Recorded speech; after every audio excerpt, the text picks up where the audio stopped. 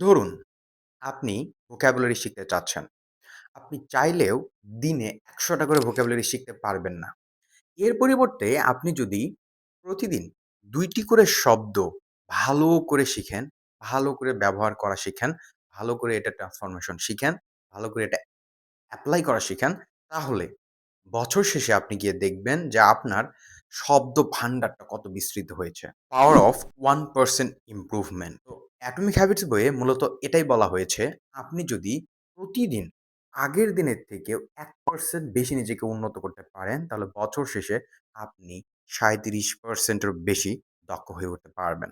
আপনার লাইফে যদি কোনো কিছু অ্যাচিভ করতে চান, তাহলে একদিনে সব করতে যাবেন না। ধীরে, ধীরে ফুল ফোকাসের সাথে সেটিকে অর্জন করার জন্য প্রতিদিন একটু, একটু করে কাজ করে যান। সো ভিডিওটি যদি ভালো লেগে থাকে তাহলে আপনি অবশ্যই, অবশ্যই আপনার ফ্রেন্ডের সাথে ভিডিওটি শেয়ার করে দেবেন। টাটা।